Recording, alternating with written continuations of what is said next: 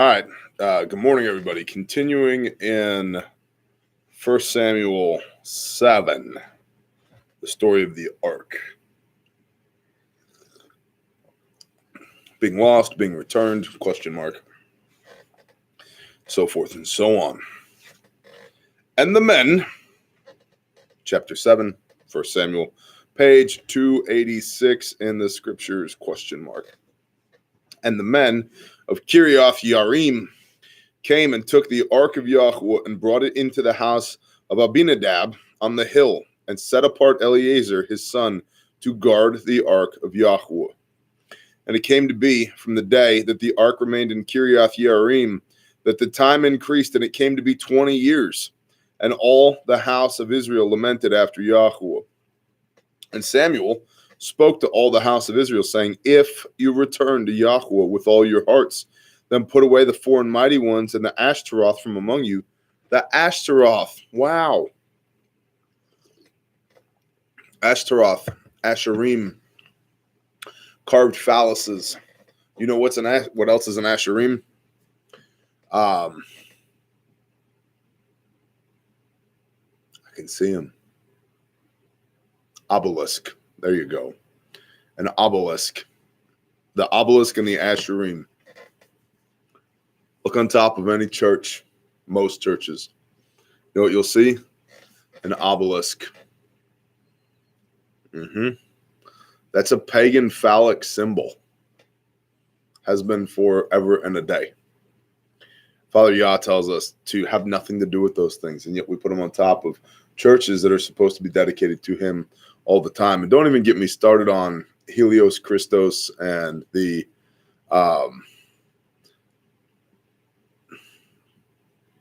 church turned Yeshua into a sun god, not the son of God.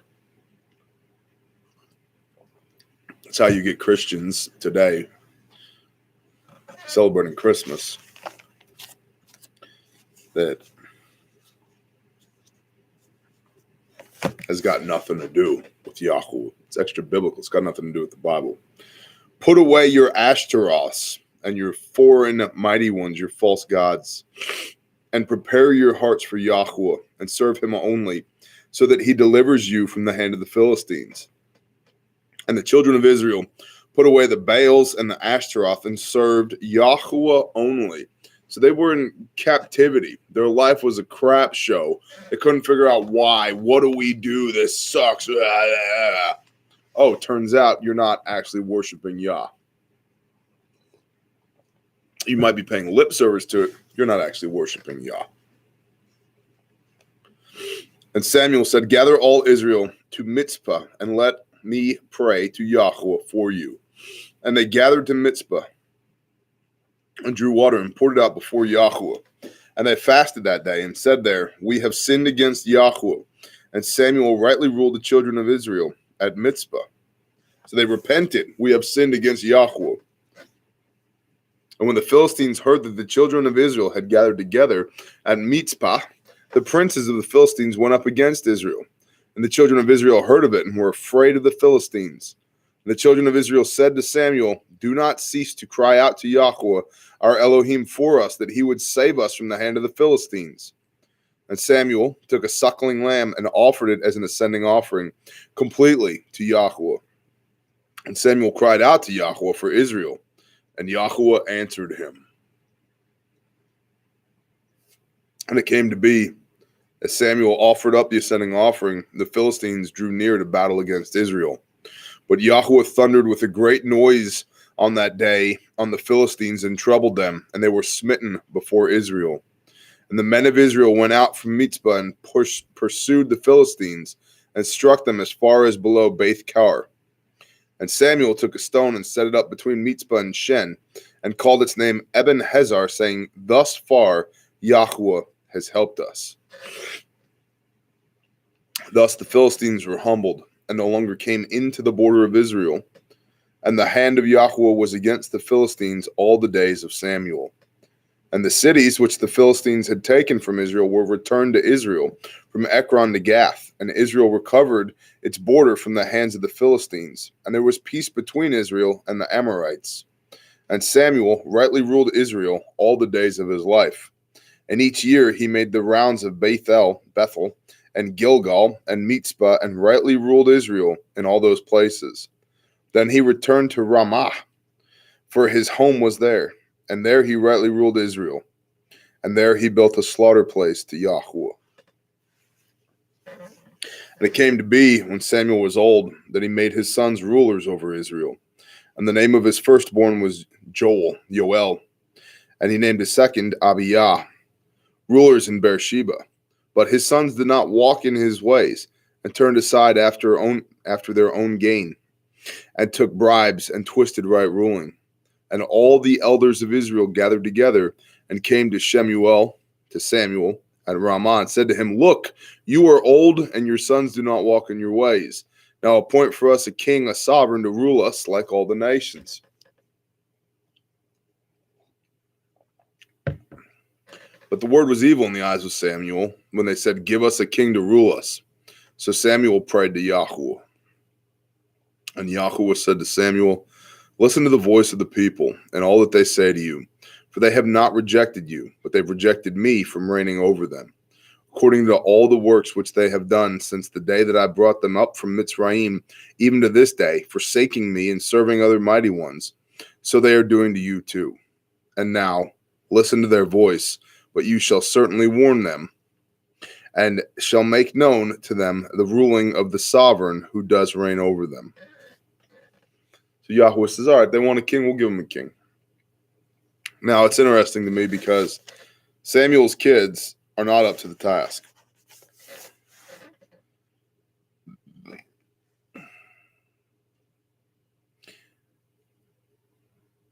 There's almost an implication that it could have been, had they been thrust into a position of leadership and walked with Yah. We don't know at this point. Same issue that got Samuel into power in the first place. There's a lot of this here. Bad parenting, I guess. The kids are not walking in the ways of the parents, not walking in the ways of Yah. And so the people of Israel say, hey, we want a king, dude. Your kids aren't going to cut it. We want a king. Give us a king. And Yah says, all right, they want a king. Give them a king. And Samuel spoke all the words of Yahweh to the people who asked him for a king, and said, This is the ruling of the king who does reign over you. He shall take up your sons and appoint them for his own chariots, and to be his horsemen, and they shall run before his chariots, and appoint commanders over his thousands and commanders over his 50s, or to plow his ground and reap his harvest, or to make his weapons and equipment for his chariots. And your daughters he is going to take to be perfumers and cooks and bakers. And the best of your fields and on your vineyards and your olive trees he is going to take and give them to his servants. And a tenth of your grain and your vintage he is going to take and give it to his officers and his servants. And your male servants and your female servants and your best young men and your donkeys he is going to take and use for his own work. A tenth of your sheep he is going to take, and you are to be his servants. And you shall cry out in that day, because your sovereign, your king, whom you have chosen for yourselves, but Yahweh is not going to answer you in that day. However, the people refused to listen to the voice of Samuel and said, No, but let a king be over us. Then we shall be, we also, like all the nations, and our sovereign shall rule us, and go up before us and fight our battles. And Samuel heard all the words of the people, and he repeated them in the hearing of Yahweh. And Yahweh said to Samuel, Listen to the voice, and make them a king. And Samuel said to the men of Israel, Each of you go to his city. Y'all get out of here. I got some thinking to do. You know, I hear that and I think, 10th doesn't sound too bad.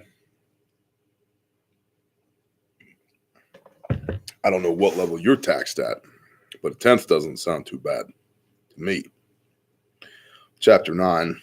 And there was a man of Benjamin, whose name was Kish, son of Abiel, son of Seror, son of Bechorath, son of Aphiah, a Benjamite, a mighty man of power. And he had a son whose name was Shaul, young and handsome. And there was not a more handsome man than he among the children of Israel, or Saul, Shaul. There There was not a more handsome man than he among the children of Israel, taller than any of the people by the shoulders and upwards.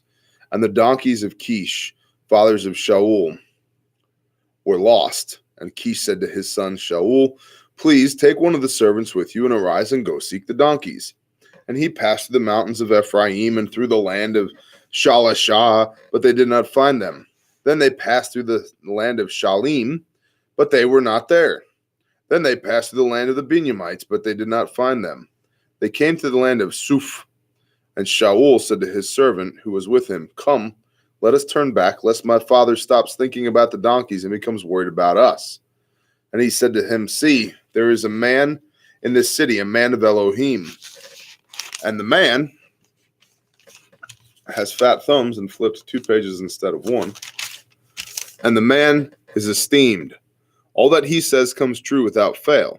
Now let us go there. It could be that he shows us the way to go. He's like, hey, man, there's this guy of Elohim over here. We'll go ask him what to do. Maybe he knows where the donkeys are at.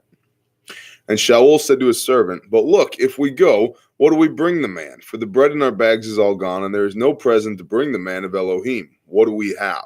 We don't have anything to bless this guy with or buy his services. And the servant answered Shaul again and said, look, I have here at hand 1/4 of a shekel of silver, and I shall give to that man of Elohim, and he shall thus, come, let us go to the seer. For the prophet of today was formerly called a seer. And Shaul said to his servant, your word is good, come let us go. And they went to the city where the man of Elohim was. And as they went up the hill to the city, they met some young women going out to draw water, and said to them, is the seer here? And they answered them and said, he is. Look ahead of you, hurry now, for he came to this city today, for the people have a slaughtering on the high place today. It's like, yep, he's in town for 1 day and 1 day only. If you need him, you better go now. As you come into the city, you're going to find him before he goes up to the high place to eat, for the people do not eat until he comes, for he blesses the slaughtering. Afterward, they who are invited eat, and now go up, for you should find him about this time. And they went up to the city. They were coming to the midst of the city, and saw Samuel coming toward them to go up to the high place. And Yahweh had revealed to Samuel in his ear the day before Shaul came, saying, at this time tomorrow I shall send you a man from the land of Benjamin, and you shall anoint him leader over my people Israel, and he shall save my people from the hand of the Philistines. For I have seen my people, because their cry has come to me. And when Samuel saw Shaul, Yahweh said to him, see, the man whom I spoke to you, let this one govern my people. And Shaul drew near to Samuel in the gate and said, please inform me, where is the house of the seer? And Samuel asked Shaul and said, I am the seer.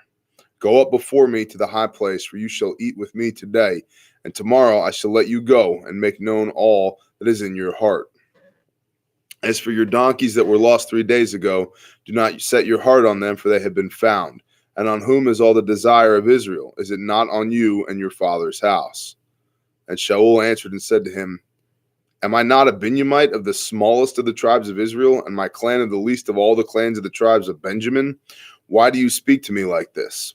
He's like, I'm nobody, dude. What do you mean I'm going to be king of Israel? And Samuel took Shaul and his servant and brought them into the hall and gave them a place at the head of those who were invited, and there were about 30 men.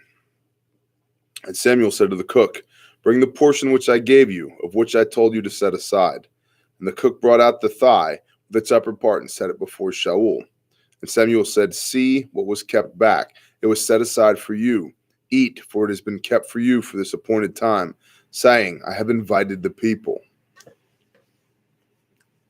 believe that's the portion that would typically be set aside for the priest.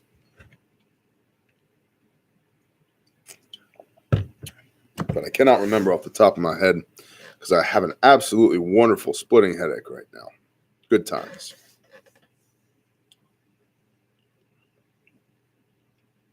And they came down from the high place into the city, and Samuel spoke with Shaul on the roof. And they rose early, and it came to be about the dawning of the day that Samuel called to Shaul to Saul on the roof, saying, rise, so that I send you on your way. And Shaul rose, and both of them went outside, he and Samuel. And as they were walking toward the edge of the city, Samuel said to Shaul, "Say to the servant to go on ahead of us." And he went. "But you stand here a moment so that I let you hear the word of Elohim." And we're going to stop there for today. And so Saul, Shaul, right place, right time, by coincidence, happens to run into Samuel. And we have an anointing fixing to take place here from the priest of Yahweh to the king of Israel. This particular portion is just the facts, ma'am. You know, there's not a whole lot of interpolation that's necessary. I appreciate y'all. I'm going to go take some Advil for this headache. Shalom.